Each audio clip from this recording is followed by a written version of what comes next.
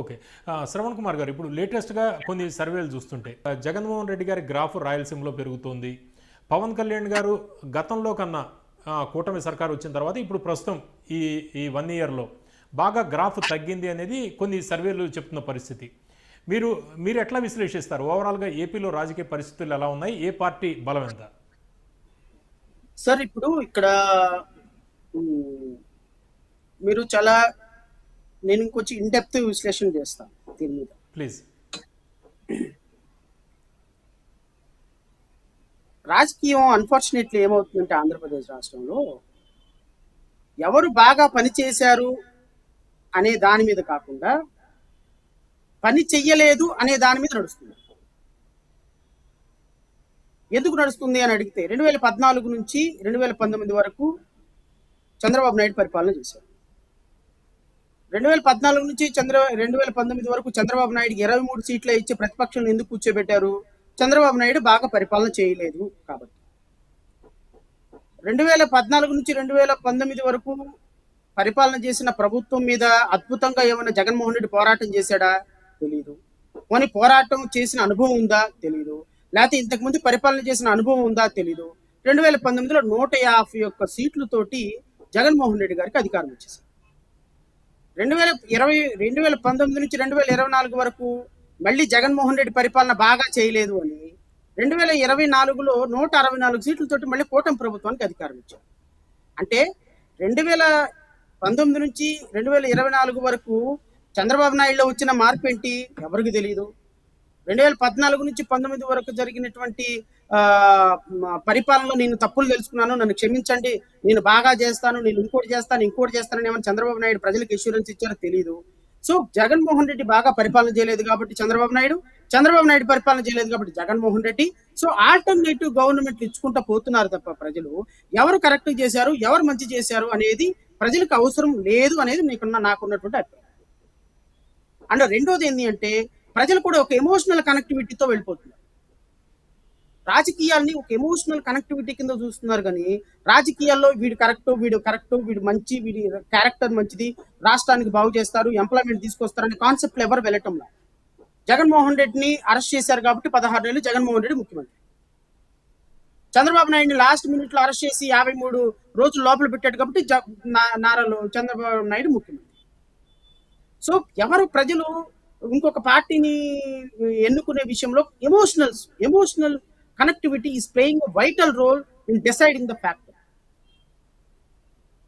నాకు తెలిసి నిజంగా ప్రజలకు సంక్షేమం ఇచ్చిన వ్యక్తే ముఖ్యమంత్రి కావాలి అంటే 2,83,000 కోట్ల రూపాయలు డైరెక్ట్ బెనిఫిట్ ట్రాన్స్ఫర్ ద్వారా ఇచ్చిన జగన్మోహన్ రెడ్డి మన ముఖ్యమంత్రి కావాలి.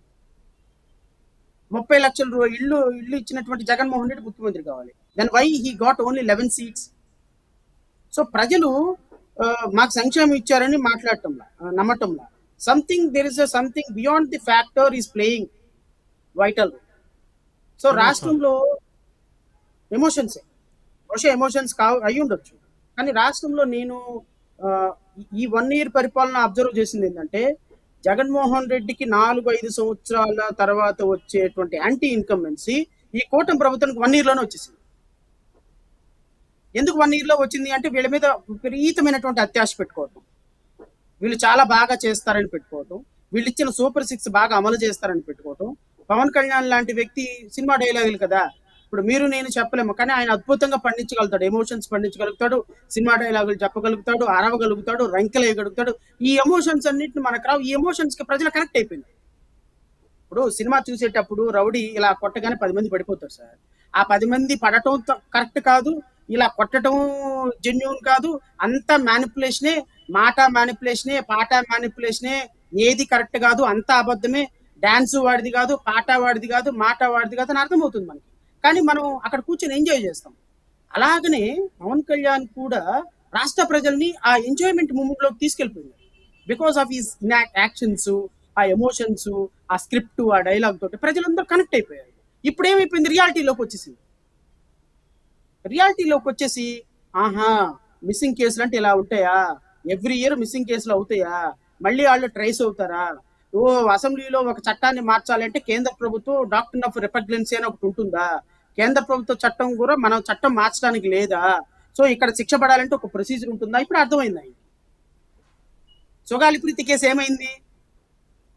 సొగాలి అవును. ప్రీతి కేసును పొడి నరికేస్తాను పొడి చేస్తాను సంవత్సరం అయింది, దిక్కు దివానా లేకుండా సిఐడికి వచ్చింది, ఇప్పుడు అడి తిరిగి సిబిఐ నుంచి.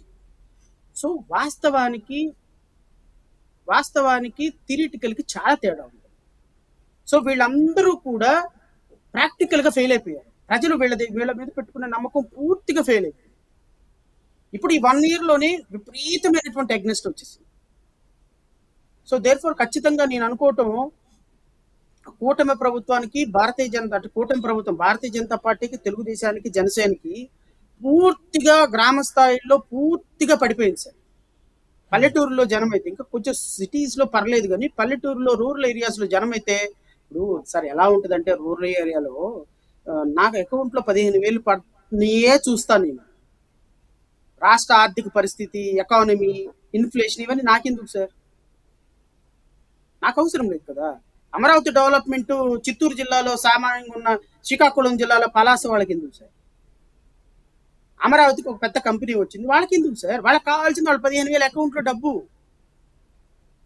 వాళ్ళ పిల్లోడికి వచ్చే రూపాయి, వాళ్ళ తల్లికి వచ్చే రూపాయి, వాళ్ళ నాన్నకు వచ్చే రైతు భరోసాకు వచ్చే రూపాయి వాళ్ళు చూసుకుంటారు. సో ఈ విధంగా ఎక్కడైతే డబ్బులు ఇవ్వటంలో ఈ ప్రభుత్వం ఫెయిల్ అయిపోయిందో, పూర్తి స్థాయిలో ఈ 3 పార్టీల మీద యావగింపు వచ్చేసింది, ఎవర్షన్ వచ్చేసింది ప్రజలకి. So probably that might be the reason. ప్రజలు మాత్రం చాలా సీరియస్ గా ఈ కూటమి ప్రభుత్వం మీద కోపంతో ఉన్నారు, యాంగ్విష్ తో ఉన్నారు. బహుశా ఆ కోపాన్ని ప్రదర్శించే సందర్భం ఇంకా 4 సంవత్సరాల దాకా రాదు కాబట్టి, ఈ కోపం ఆ సందర్భానికి మరి ఉంటుందో, ప్రజల మన్ననలు పొందుతారో, వీ హ్యావ్ టు సీ.